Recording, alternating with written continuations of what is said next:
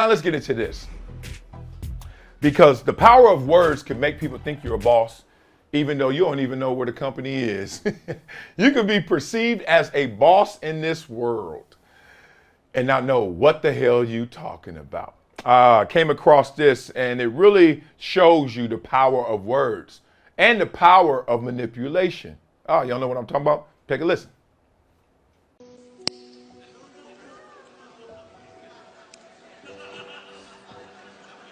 What?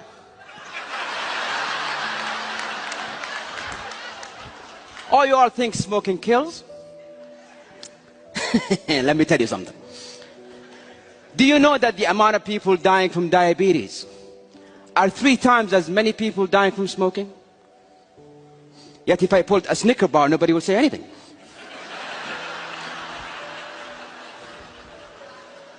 Do you know that the leading cause of lung cancer is not actually a cigarette? It's your DNA. You could smoke for years and nothing will ever happen to you. This whole war against smoking is just to restrict the farming of tobacco. Mr. Council Chair, fellow Toastmasters and guests, I use these arguments, even though I just made them up,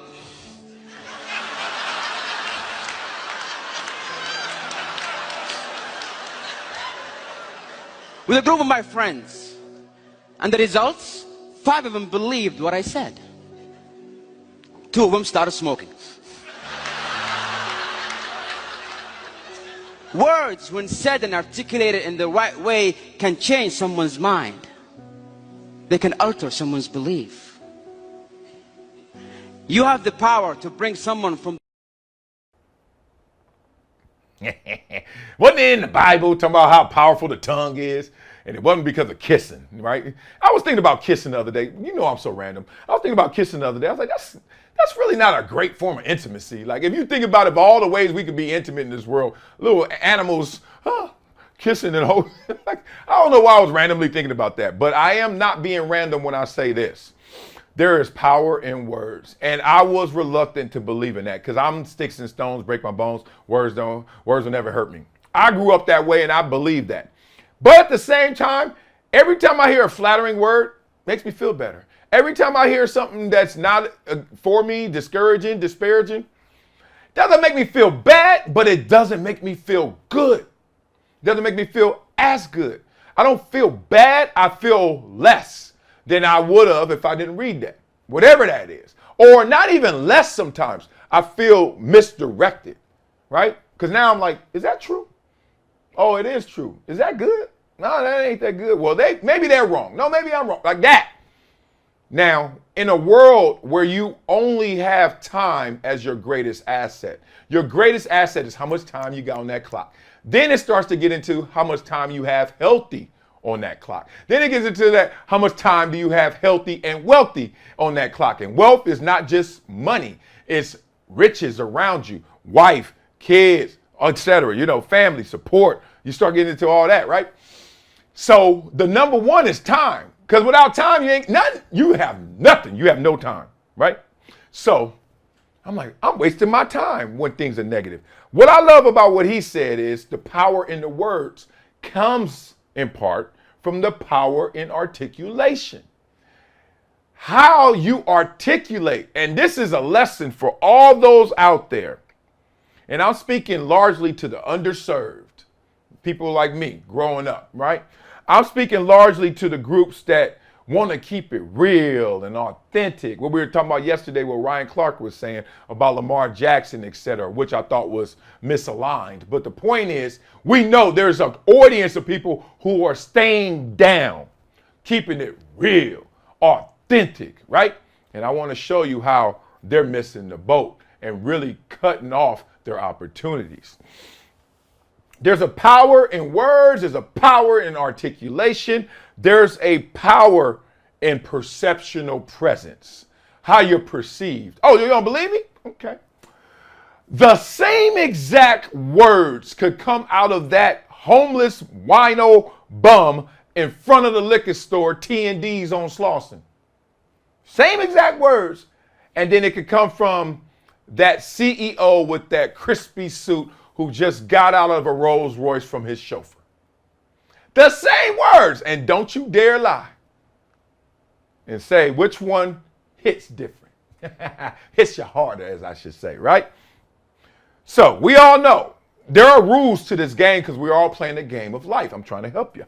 So there's an assumed intelligence that comes from what? It comes from what you're wearing. Dress matters. That's why business people for so long were dressing that way. Now you start to see it's a whole flip of it. Understated is the true power, right? Blending in is the true power because we're not the same. Mark Zuckerberg, who has his office and his desk out on the floor with everyone else that he works with, not the big corner office, right? So I'm trying to show you the power in these perceptions that occur. The power comes from the Ross Perot quote. If you've never heard it, there was a meeting, let's say a big long table, boardroom table, and everyone's standing around. 9 o'clock happens. Okay. 9 o'clock, 9:01, they're sitting there. They're like, Ross Perot just sitting there mingling and stuff. And then, this is a true story. And then they were like, sir, would you like to take your seat so we can get the meeting started? And he was like, oh, I thought wherever I sat was the head of the table. And he sat right there, not even at the head of the table, right in the middle of the chairs. And they were like, okay. And that's how they proceeded. You get the power in that? Like so many times culturally, perceptually, it's presented in these packages. What's your family history? Where did you go to school? What are you driving? What are you wearing? Where are you from? Etc. Right? And now you're starting to see that be manipulated. And that manipulation is now like we're Ross Perot. Wherever I am is the head of the table. Mark Zuckerberg, wherever my office is, I'm the CEO, right? Etc. But here's the craziest thing where you get manipulated, because you got to catch these transfers. The media is the craziest manipulator of them all. Yes, we're guilty of that. I say we because I'm in the media. Here's the guilt that I will profess. That you have the opportunity, you have the platform where you can actually not state facts, but actually go out there and give your opinion. Not just any opinion, but a provocative, powerful opinion, and know that it will be misconstrued as facts. Just like he did. He just gave you opinions. He didn't give you facts because they weren't supported. He made it up. So that's an opinion, right? I'm just thinking. My opinion, anything that's not factual, it's your opinion. Now, your opinion could be true to you, but is it a fact? That means it's true. It's just true to me. So I can make up anything. And guess what happens? Because the media knows that you guys are not doing mass fact checks. You're not doing fact checks in droves. So I have 1 million words coming at you right now. You're not about to fact check them all. So I can state and profess a powerful opinion, and you'll take it as fact. That's what happened with President Trump. That's what happens with Barack Obama before he even got into office. People were just saying stuff, and then they finally had to have hearings and conversations like, wait a minute, is that true? Like every time it's an election cycle, watch it. People just gonna say anything, and it goes unchecked, right? It's untethered. It's just loose opinions.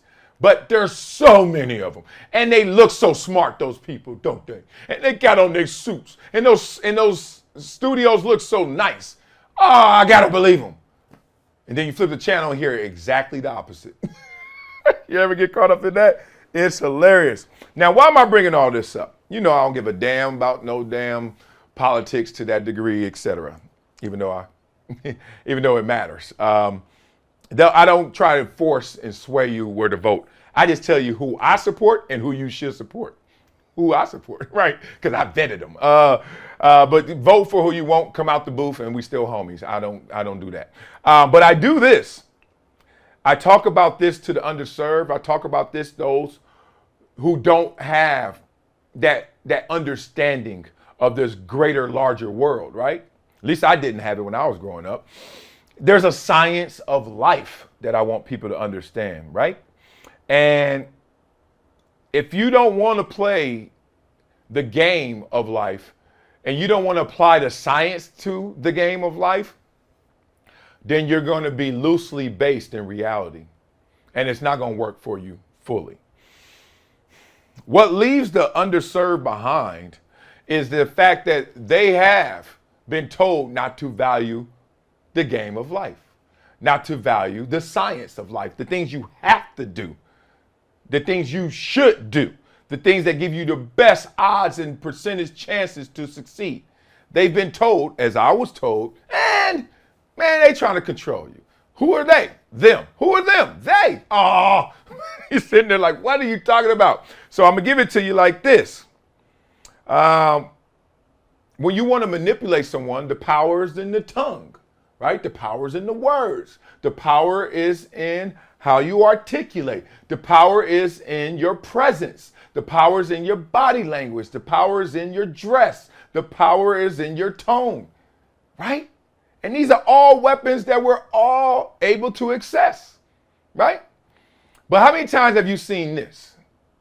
And this is not racial, because if you know the history of this world, especially the history of this country, you realize a lot of people have stepped in this in terms of ethnicity and groups. I know a lot of times you say underserved, people start thinking black and brown. That's a manipulation. There's so many more white people out here broke, way more, but I digress. Here's the manipulation. They tell those in those positions, not color, positions. Somehow, some way it circulates. Man, don't care. Pull your pants down. Nobody tripping. Act like how you want to act, man. Nobody tripping. Okay. How did you get manipulated when you believe someone checks those boxes? They are able to manipulate you. So when someone is not checking those boxes, guess what they're not able to do?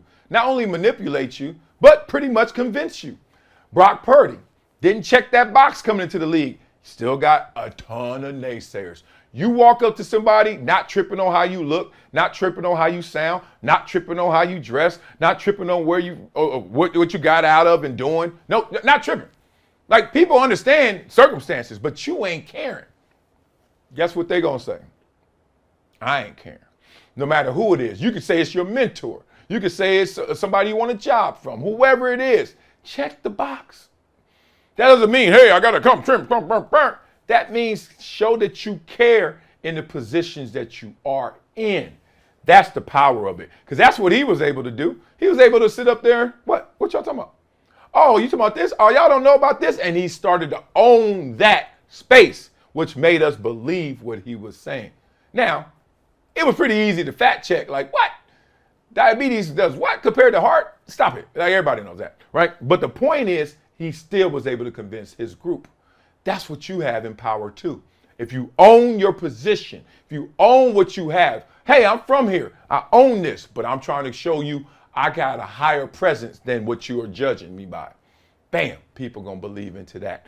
That's what he did. He showed that power right there. So don't get swayed with these powerful opinions thinking they facts. Stop watching them shows and be like, yep. Because if you flip the channel, you're going to say, nope. Because they're going to say just the opposite. What do you guys think about this, man? This whole battle. Because it's like this battle right now, I think, seems globally, like from real and authenticity versus, nah, I'm just going to sway you. You can really have a campaign based on BS and get a lot of support. Because a lot of people ain't going to go past the cover. People don't even read full articles now. They read headlines and scroll through. And this is what they do. They read headlines and read comments. So it's the blind leading the blind, because the people in the comments didn't read the article either. That's why I don't triple people when they be saying stuff. I'm like, dog, you didn't even read it. I get in group text. You ever get in a group text and somebody going hot 100? They mad. I was like, dog, did you read that? Did you read what you so mad at? No, I'm just saying, why would they even want to do that?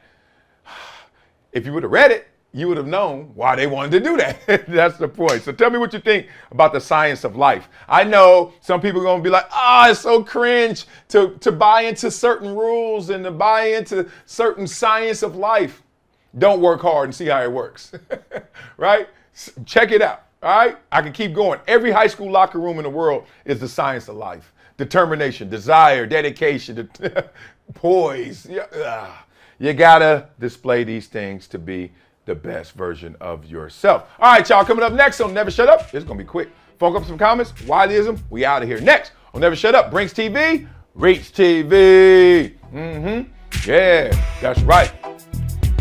Ooh, you sound like a sellout.